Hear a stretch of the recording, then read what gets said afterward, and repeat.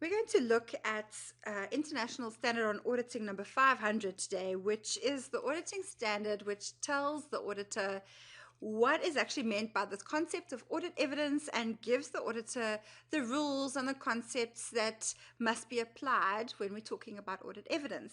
So when we mean evidence, we mean proof, plain and simple.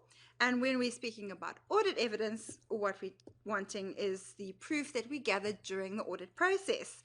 And that is so that we have enough to go on as auditors to express our opinion at the end of the day on the financial statements. So this standard is the one that lays out the rules and regulations quite nicely and very simply and gives us some really useful tools about how we're supposed to go about collecting the audit evidence and what it needs to look at so that we get a professional product and we get an opinion that's based on something reliable.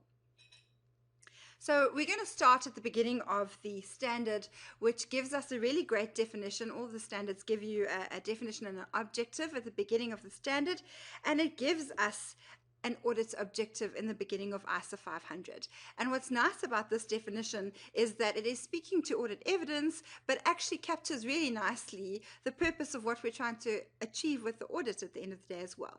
So this is the audit objective, and what we're going to start off with is going through some of these key concepts quickly, just so you know what the words mean and why it's put together like it is. And then we're going to have a look at quite a nice example to figure out how do we make this definition work in practice. And after that, we'll come back to the definition just to make sure that you understand and you're quite comfortable with these terms when we read the sentence again. So the definition and what's in front of you on the screen is taken directly from the standard. The keywords are underlined and we'll just emphasize them now.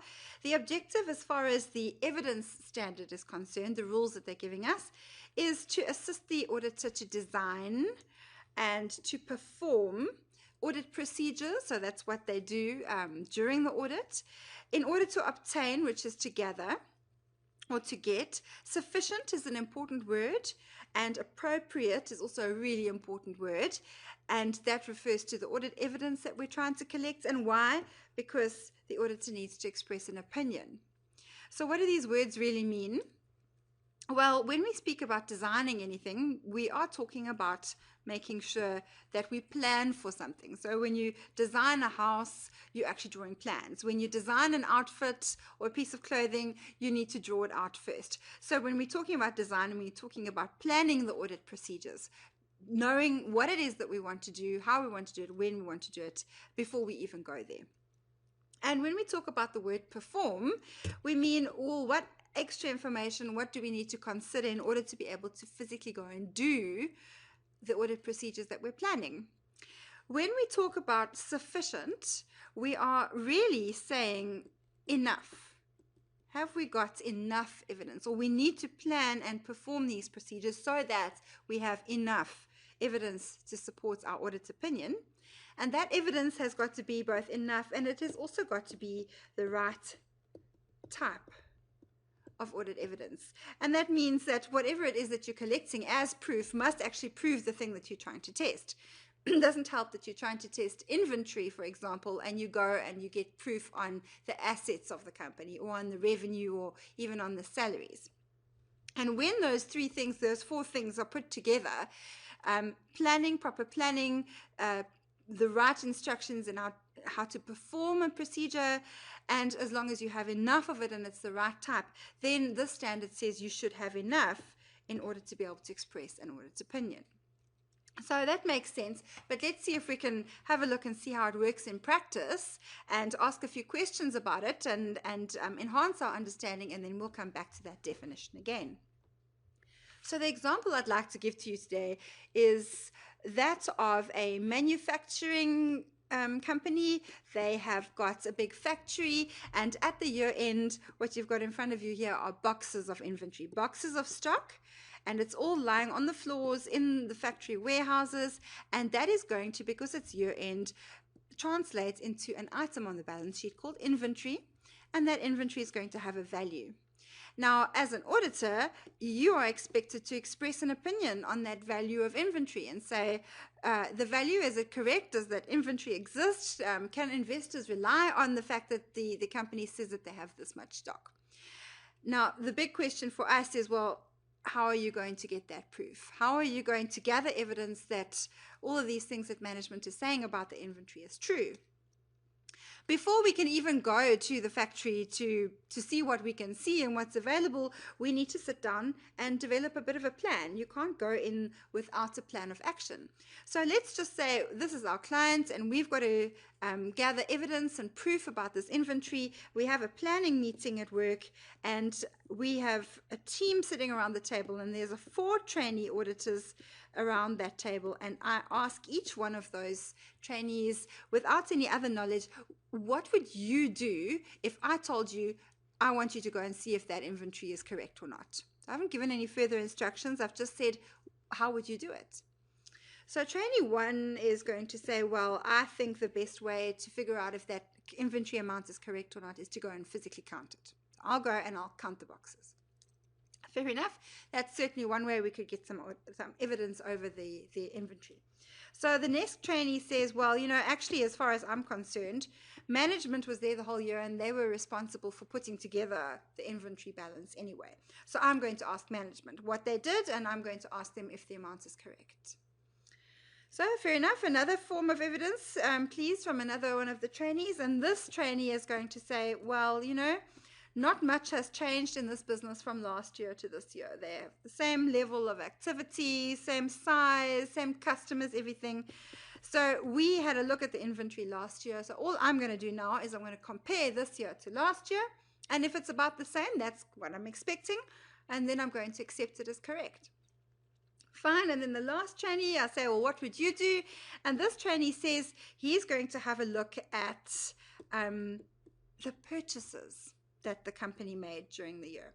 He's not going to look at the inventory itself. He's going to go from another angle and say, well, they should have on hand more or less what they bought, less maybe what they sold. And that's how he's going to work out whether the inventory is correct or not. So as you can see, just asking, is it right, is not enough. There could be a number of different answers and a number of different sources of evidence. So the next question we now have to ask ourselves was, well, all these 4 sources here, do you think that would all give us some form of audit evidence? Would they all be valid? They're quite different, and the temptation certainly would be to say 1 or 2 of them are questionable, but the answer is really actually they're all correct. They are all different forms of evidence. They would give us something. So if that's the case, well, then I have to make that question a little bit more of a burning question and say, fine, in that case, if I were to make this a bit of a bigger stakes game and your life depended on what you give me as an answer there, what would you then go to for the best way to get the audit evidence? And chances are you would probably then say, well, in that case, I'm actually going to go and count the stuff. I want to be 100% sure that it is accurate. And to take it a little bit further, if it was really that important and your life really did depend on it, you might actually opt to do all 4, or a combination of them as well.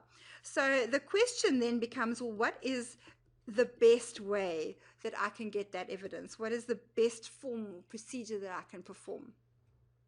And is it only one, or is it a combination? Is it various sources that would be good? The other thing that is really important for us to then say is, well, how do we know that what you're doing is enough? The number of boxes that you look at, are you going to look at all of them? Can you look at all of them? What if there are 2 million boxes there? You'll never get through all of that, but you've still got to give an opinion. So how are we going to determine what is enough evidence and what is enough to satisfy you, enough to put your head on a block about what that inventory is going to be? So as you can see from this picture, there's a lot more that goes into the audit evidence than what we initially thought of, but you can see the relation to the definition. So again, we're coming back to, we've got to plan the audit procedure. And in planning it properly, we have to understand the clients well enough to say, what is the best approach that we can use? How are we going to make sure that we select that? What are our risks? What do we need to make sure we're looking at in particular detail, because that's a bit of a tricky area? And how do we know that we have enough? And if we plan that properly, then we can tell these 4 trainees exactly what it is that they need to do. And there we can take it back to the definition again. So we have planned, i.e. we've designed an audit procedure, and we've been able to give the trainees and the team a better instruction as to how this is supposed to be done. And by knowing the inventory balance well and by knowing the client well, we have been able to determine how many need to be looked at and what is the best type of procedure that can be used. And those 4 things together, as we said earlier, is then going to meet our objective of the audit's opinion at the end of the day. So that is how audit evidence comes back to the audit objective.